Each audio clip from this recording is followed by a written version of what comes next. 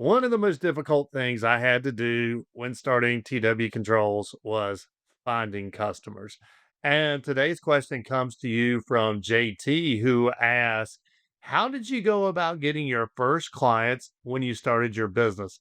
Additionally, how did you know you were ready to take the leap into control panel building on your own and move away from your previous company situation? Well, JT, I'll go ahead and answer the way we did the second part of your question first, which is the wrong way. Amber and I got married, and a year later, we were pregnant with Michael, who is our son. She was 8 months pregnant, and we both quit our jobs and started TW Controls. Now, that is 100% not the right way to start a company. We did not have a plan. We were not prepared. In fact, we walked out with a baby out of the hospital and less than $100 in our account a month later. And that is definitely the wrong way to do it. So, first, you definitely do want to have some savings because there's going to be some ups and downs. And we'll talk through some of those ups and downs here in a little bit.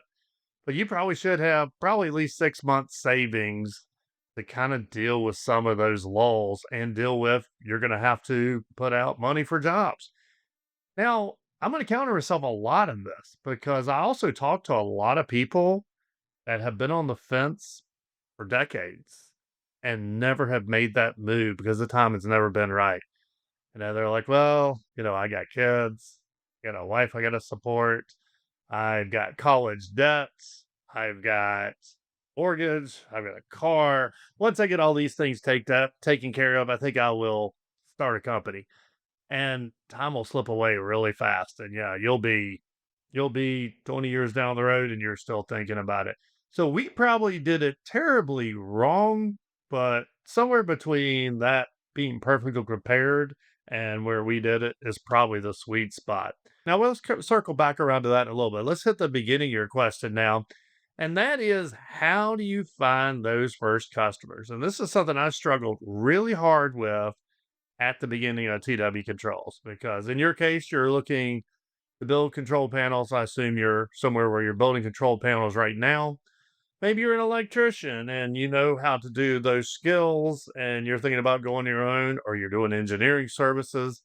And that's kind of the boat I was in. I knew how to build control panels. I knew how to spec parts. I knew how to program PLCs. I knew how to do startup and commissioning of jobs. I didn't have a clue how to go and talk to a customer or how to quote a job.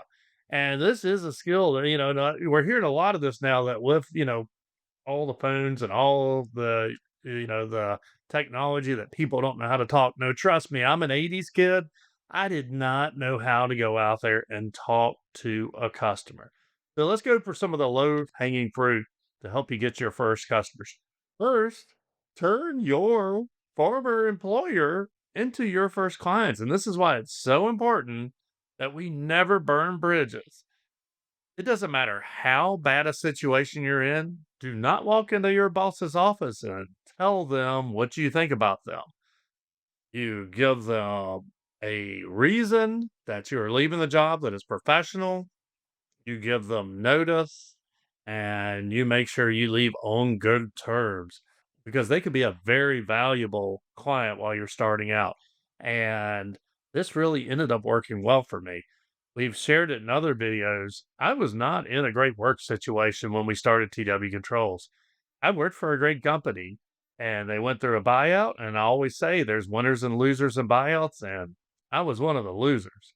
But I managed to leave that company just on the edge of being on good terms. There was a lot of things I wanted to say. There was probably a lot of things they wanted to say to me, but we all managed to part ways peacefully.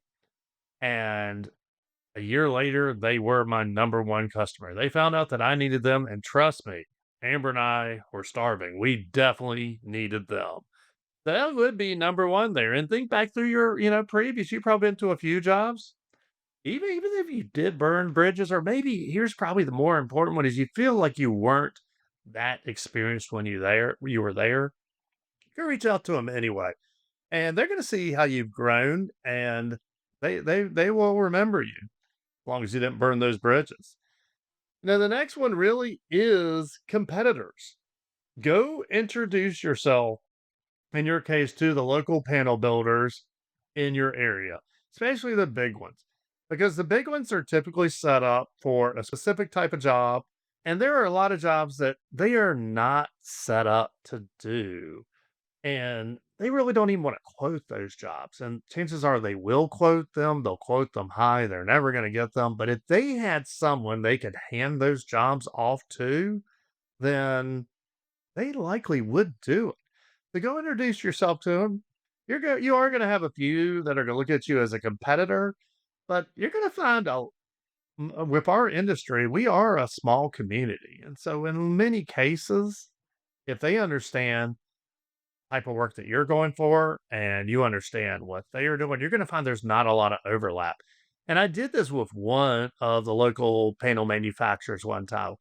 And I never forget, I realized Amber and I, we were a two-person company. And it was like, okay, with what we're doing, we can't build this particular panel. It was kind of one that we would be building a lot of. I was like, I'm going to go reach out to them and see if, they'd be interested. And I never forget the initial conversation was, well, we're not going to quote this, but you're just going to turn around and you're going to use that value and you're going to quote a job. And, and I just talked to him and I'm like, listen, there really is no competition here. You folks are really good at doing this right here. And I'm not that good at that. So I'm really trying to be able to deliver a good service by using what you're good at, and then I'll do the part I'm good at. And it turned out to be a great relationship between us. Next, leverage your customers and vendors that you've interacted with. Now, let's be really careful on the customer line. We want to be professional with this. If you have just left your employer, don't go to their number one customer and try to poach them. Let's not do that. That would not be really good. But over your career, you have ran into contacts, and there have been ones that you've worked really well with, and reach out to them and be like, hey, I know we've worked well before. If there's ever an opportunity, I would love to be able to quote your control panels. Another really good one on the flip side of that is the vendors. You've been talking to vendors, you've been speccing parts out, maybe the PLC manufacturer, actually, the PLC manufacturer is one, but the enclosure manufacturer, the circuit protection manufacturer, whoever, I said manufacturer, I meant distributors, but they have a product that they really want to sell to that customer, but they can't just hand them an enclosure for a control panel. Yeah, you got to have somebody put the stuff in it. So a lot of these vendors are looking for people like you to be like, hey, we can just take that enclosure, we can put the components you want in it, and we can sell it. And so they're getting the benefit of selling an enclosure or selling a circuit protection or a PLC. You get the benefit of opening the door to that company and getting a job. Now, the final one probably I should have let off with, but it probably is the way that you're really going to get there, and that is sweat equity. You're not probably going to walk in and hand somebody a business card and say, I build control panels. Do you have one to quote? More than likely, you're going to walk in, introduce yourselves, and you're going to say, hey, I am well versed in control panels. I'm starting a control panel company. And I'm also have many years in startup and troubleshooting of them. If you have any problems and you get stopped, please give me a call. If you can solve someone's immediate pain point, like that machine being down in the middle of the night, chances are that is when you are going to get that customer. And looking back, that probably is where I got most of my customers was I did a lot of breakout down work to start with, and I had to be very broad. Now, luckily, I have a machining background, so I come from machining and then work my way into controls. So I could go into a customer, they could be like, Tim, this motor keeps overloading. Can you look at it? Well, of course, there's nothing wrong with the motor. The bearing's bound up in it. But I could be like, hey, it needs these two bearings right here. Do you have them in your storeroom? And either they did, or I'd run get the bearings. I could swap the bearings out, and after a while, they would just be like, hey, that machine's having some noise issues. Just go ahead and call Tim and have him come in. So you're going to start out really broad doing a lot of things, and then slowly you'll narrow down your niche. And here's where I really wish I had tracked my, jobs better for this for times like this. 20 years ago, I didn't know I'd be answering this question, but probably, I mean, I would almost say initially, I may have been doing 90% putting out fires, 10% control panel building. And then that worked up until, we'll say, 2019. We were probably doing 90 to 95% control panel building and 5% putting out fires. And then we started transitioning into training that you're familiar with today. Now, going back to when do you know to make the leap? So, if you're not 8 months pregnant and decide to quit your job, when do you know is right? So, a couple things is first of all, if you have those relationships built up and you feel like you have a couple of customers, mainly one to kind of, we'll say, put gas in your car and put groceries on the table. That's a that's probably the low bar of where to do it. Now, another way you could do it is you could be doing it moonlighting. Now, if you moonlight building control panels, especially if you work at a control panel manufacturer, make sure they know it. Be like, hey, I'm this is a customer that we do not work with. This is work that we don't want, and this is something I'm doing on the side. And slowly, eventually, you're going to have so much work at nights that all of a sudden you're like, oh my gosh, I can't deal with my day job anymore. And that would be another way to know the transition. But that transition can be difficult. And I think the fear, though, holds us back a lot of times from making that move. So good luck to everybody who is watching this video and thinking about it. And yeah, let's share our experience starting out down in the comments.